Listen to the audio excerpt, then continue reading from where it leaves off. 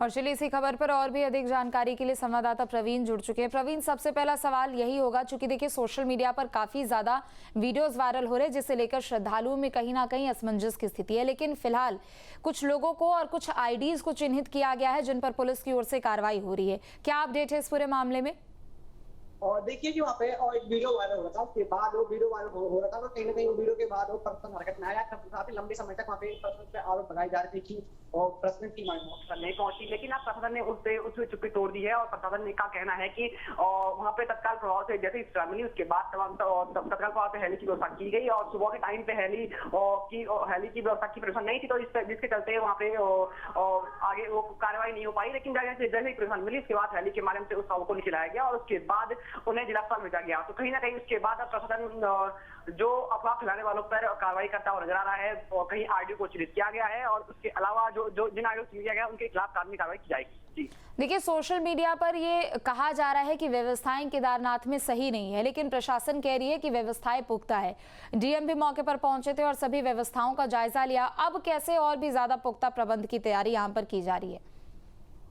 देखिए कपाट खुलने के बाद से ही कहीं ना कहीं सोशल मीडिया पर एक माहौल सा बन रहा था कि केदारनाथ धाम में व्यवस्थाओं का बोलबाला है और व्यवसाय नहीं है। लेकिन जिसके बाद तत्काल प्रभाव से प्रशासन हरकत में आया और प्रशासन स्वयं जिलाधिकारी विशाल मिश्रा ने पश्चिम मिश्रण कर देखा और वहाँ पे और अब और अधिक पुख्ता इंतजाम कर दिए गए हैं। जो अनावश्यक जो बिना प्रोफेशनल ड्रोन है या जो यूट्यूबरों पे खास नजर रखी जा रही है और वहाँ पे धाम परिसर में कैमरों को बैन फोन और वीडियोग्राफी और फोटोग्राफी को बैन कर दिया गया है। एक सीमित दायरे के अंदर ही के बाद धाम परिसर में किसी प्रकार की फोटोग्राफी और वीडियोग्राफी नहीं होगी और अगर कोई भ्रामक रील या भ्रामक वीडियो फैलाता है तो उसमें उसके विरुद्ध कानूनी कार्रवाई की जाएगी। बिल्कुल, चूंकि देखिए श्रद्धालु कह रहे हैं कि किसी तरह की कोई व्यवस्था नहीं है, आला अधिकारियों की ओर से निर्देशित भी किया गया है और बीते दिन एक वीडियो भी वायरल हुई जिसके बाद प्रशासन ने सफाई भी दी। 69 साल के तीर्थयात्री की मौत वहां पर हो जाती है, लेकिन उसके बाद मेडिकल व्यवस्थाओं को लेकर सवाल उठे थे। प्रवीण, अभी अगर धाम की बात करें, परिसर की बात करें, क्या मेडिकल सुविधाएं वहां पर है? जो बीमार लोग हैं उनके लिए क्या व्यवस्था है? जो बुजुर्ग है उनके लिए क्या व्यवस्था है धाम में इस बार?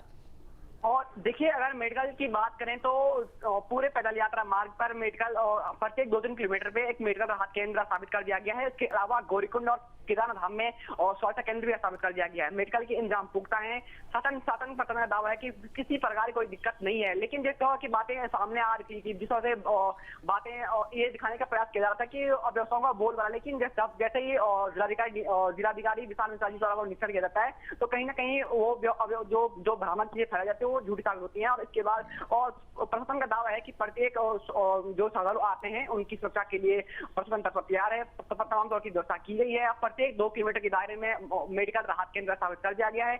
अगर किसी प्रकार की कोई दिक्कत होती है तो तत्काल प्रभाव से मेडिकल टीम संपर्क किया जा सकता है और तत्काल रिस्पॉन्स जो अगर कोई शिकायत होती है उसका रिस्पॉन्स टाइम 10 मिनट रखा गया है। 10 मिनट के अंदर शासन प्रशासन किसी भी शिकायत का निवारण करेगा। जी बिल्कुल, चूंकि देखिए इस बार अगर पहले दिन की ही अगर बात करें, यात्रा के रिकॉर्ड तोड़ श्रद्धालु पहुंचे। 38 से 40 हजार श्रद्धालु पहुंचे जिन्होंने दर्शन पूजन किए, लेकिन शिकायत थी कि 15-15 घंटे तक उनको लाइन में लगना पड़ा। प्रशासन ने हालांकि सफाई भी दी है, लेकिन अगर पूरे धाम परिसर की बात करें, जो श्रद्धालु घंटों से लाइन में खड़े हैं उनके लिए क्या कुछ व्यवस्था हो रही है? क्या किसी तरह का कोई विकल्प है यहाँ पर दर्शन पूजन को लेकर? देखिए शासन प्रशासन का स्पष्ट मत है कि जो टोकन व्यवस्था है उसके हिसाब से ही दर्शन कराए दिए जाएंगे और जो दर्शन को लेकर 21 तारीख से ही टोकन वितरित करने शुरू हो गए थे। तो टोकन पे जो टोकन श्रद्धालुओं को मिल रहा है उस पे दर्शन करने का समय लिखा गया है कि इस समय सीमा के अंदर ही आपको दर्शन कराए जाएंगे। और रही बात शुरुआती दिन की, तो उस दिन वहाँ पे बहुत भीड़ थी और श्रद्धालुओं का जत्था उमड़ा हुआ, तो कहीं ना कहीं दर्शन करने में टाइम लग सकता है। लेकिन जो टोकन पे समय निर्धारित किया गया उसी समय सीमा के अंदर ही श्रद्धालुओं को दर्शन कराए जा रहे हैं। जी बिल्कुल, बीते दिनों की अगर बात करें प्रवीण, कुछ ऐसे वीडियोस भी सामने आए थे जिसमें पुलिस की ओर से लाठी चार्ज करने का दावा श्रद्धालु कर रहे थे, लेकिन अब डीएम ने भी लोगों से अपील की है कि जो श्रद्धालु पहुंच रहे हैं उनके साथ व्यवस्थित तरीके से तो एक तरीके से पेश आए, लेकिन कहीं ना कहीं व्यवहार में भी बदलाव को लेकर उन्होंने अधिकारियों को निर्देशित किया है। और देखिए बीच में एक वीडियो जो सोशल मीडिया पर वायरल हो रहा था कि जिसमें पुलिस के बताया जा रहा था कि पुलिस के जवान लाठीचार्ज कर रहे हैं, लेकिन जब अगर पुलिस की बात है तो पुलिस प्रशासन ने उस वीडियो को भ्रामक बताया कि कहा उन्होंने उनका कहना इस वक्त कहना है कि वो जो व्यक्ति लाठीचार्ज कर रहा है वो व्यक्ति पुलिस से उसका कोई संबंध नहीं है और फिर उसकी पहचान कर उसकी जांच की जाएगी और उसमें वो जांच का विषय हो गया है वहाँ पे और पुलिस प्रशासन उसकी जांच कर रहा है कि वो व्यक्ति कौन था।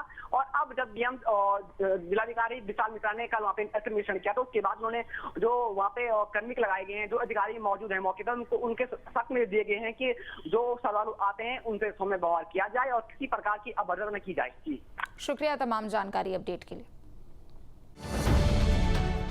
अब से डीडी फ्री डिश की चैनल नंबर 57 पर देखिए न्यूज नेशन।